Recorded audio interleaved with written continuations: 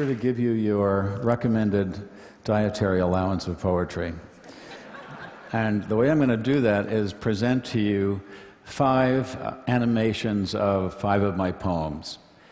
And let me just tell you a little bit how that came about, because the mixing of those two media is a sort of unnatural or unnecessary act. But when I was United States Poet Laureate, and I love saying that,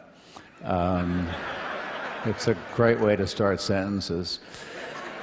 When I was him back then, I was approached by J. Walter Thompson, the ad company, and they were hired sort of by the Sundance Channel, and the idea was to have me record some of my poems, and then they would find animators to animate them. And I was initially resistant, because I always think poetry can stand alone by itself. Attempts to put my poems to music have had disastrous results in all cases. And the poem, if it's written with the ear, already has been set to its own verbal music as it was composed. And surely, if you're reading a poem that mentions a cow, you don't need on the facing page a drawing of a cow. I mean, let's let the reader do a little work. But I relented because it seemed like an interesting possibility, and also I'm a total cartoon junkie since childhood. I think more influential than Emily Dickinson or Coleridge or Wordsworth on my imagination were Warner Brothers' Merry Melodies and Looney Tunes cartoons. Bugs Bunny is my muse. And this way poetry would find its way onto television of all places. And I'm pretty much all for poetry in public places, poetry on buses, poetry on subways, on billboards, on cereal boxes. When I was Poet Laureate, there I go again, I can't help it. It's true.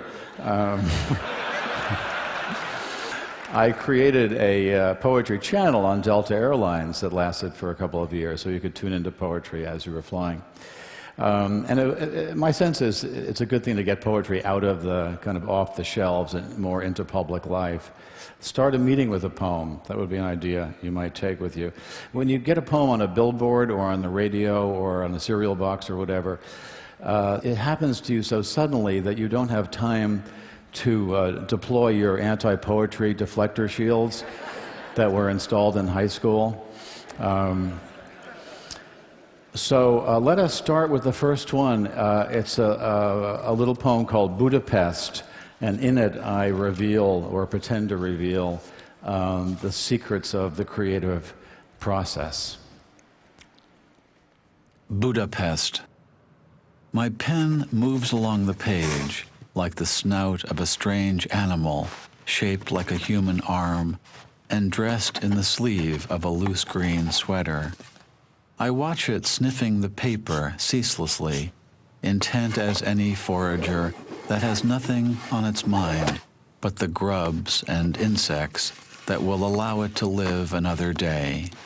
It wants only to be here tomorrow, dressed perhaps in the sleeve of a plaid shirt, nose pressed against the page, writing a few more dutiful lines, while I gaze out the window and imagine Budapest, or some other city where I have never been. So that makes it seem a little easier.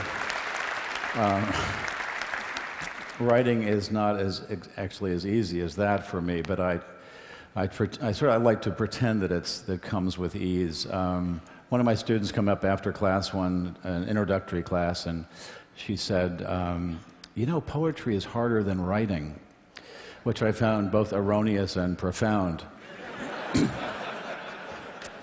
So I like to at least pretend it just flows out. A friend of mine has a slogan, which he's another poet. He says that if at first you don't succeed, hide all evidence you ever tried. The next poem is also rather short, and it really is just, poetry just says a few things in different ways. And I think you could boil this poem down to saying, some days you eat the bear, other days the bear eats you, and it uses the imagery of dollhouse furniture. Some days.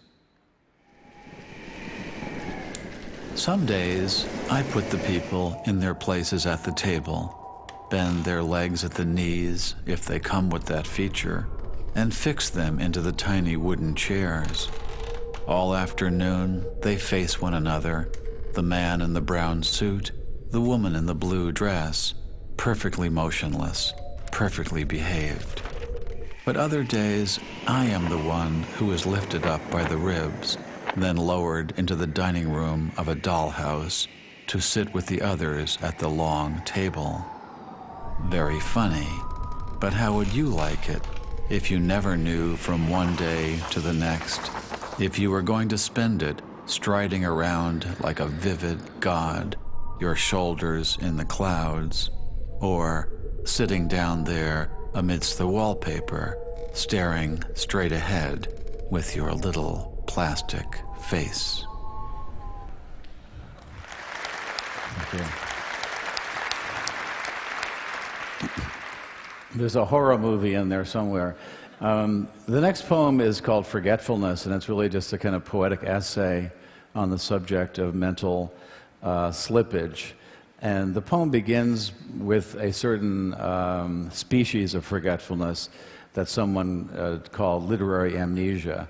In other words, forgetting the things that you have read. Forgetfulness. The name of the author is the first to go, followed obediently by the title, the plot, the heartbreaking conclusion, the entire novel, which suddenly becomes one you have never read, never even heard of. It is as if one by one the memories you used to harbor decided to retire to the southern hemisphere of the brain, to a little fishing village where there are no phones. Long ago, you kissed the names of the 9 muses goodbye, and you watched the quadratic equation pack its bag. And even now, as you memorize the order of the planets, something else is slipping away, a state flower, perhaps, the address of an uncle, the capital of Paraguay. Whatever it is you are struggling to remember, it is not poised on the tip of your tongue, not even lurking in some obscure corner of your spleen. It has floated away down a dark, mythological river whose name begins with an L, as far as you can recall, well on your own way to oblivion, where you will join those who have forgotten even how to swim and how to ride a bicycle. No wonder you rise in the middle of the night to look up the date of a famous battle in a book on war. No wonder the moon in the window seems to have drifted out of a love poem that you used to know by heart.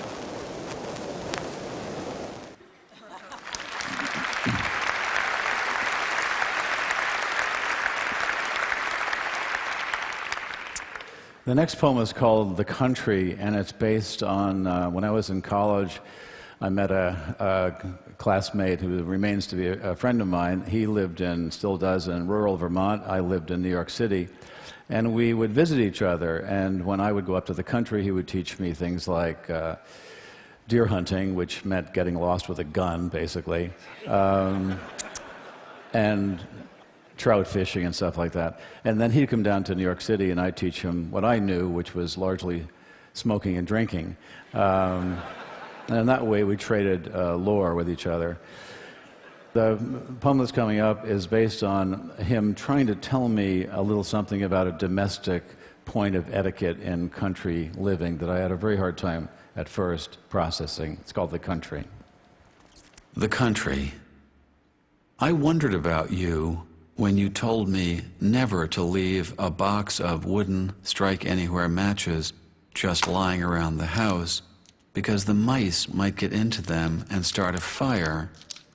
But your face was absolutely straight when you twisted the lid down on the round tin where the matches, you said, are always stowed. Who could sleep that night?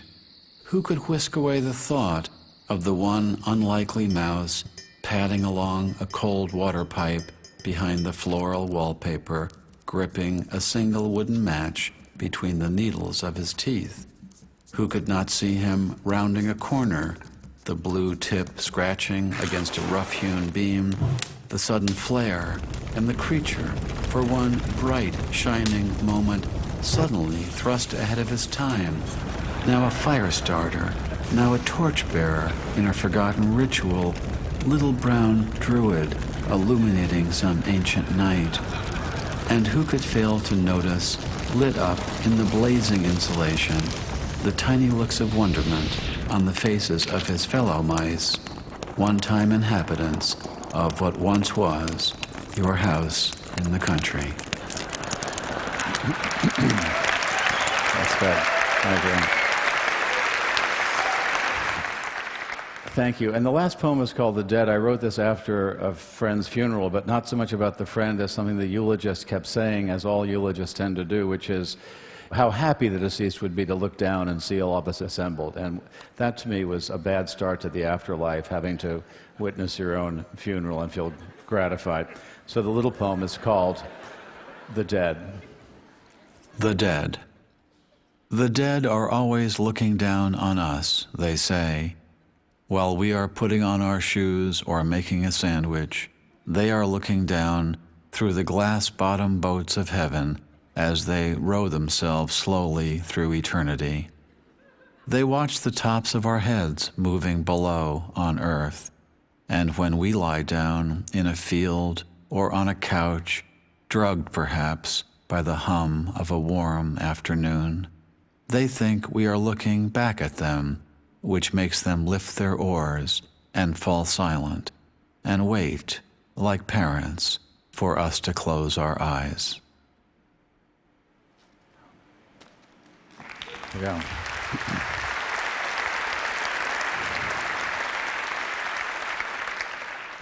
I'm not sure if other poems will be animated. It took a long time. I mean, it's rather uncommon to have this marriage, a long time to put those two together.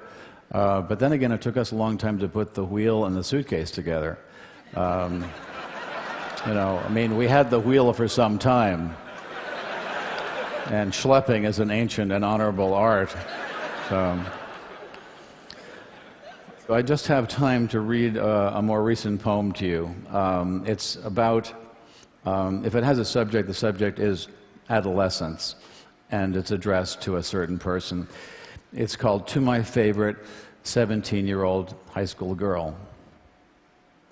Do you realize that if you had started building the Parthenon on the day you were born, you would be all done in only one more year?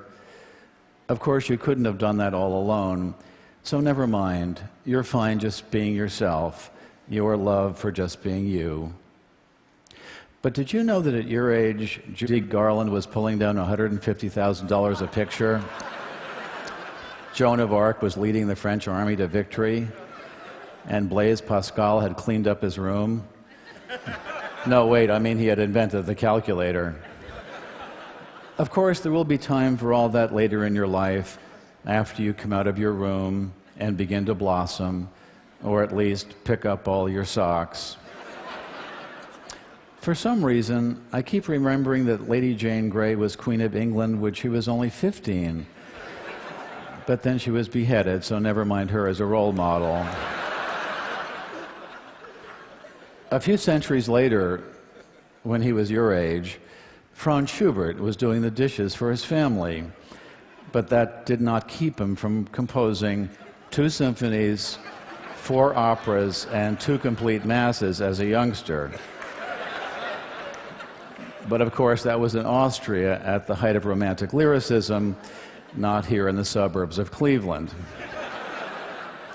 Frankly, who cares if Annie Oakley was a crack shot at 15, or if Maria Callas debuted as Tosca at 17? We think you are special just being you, playing with your food and staring into space.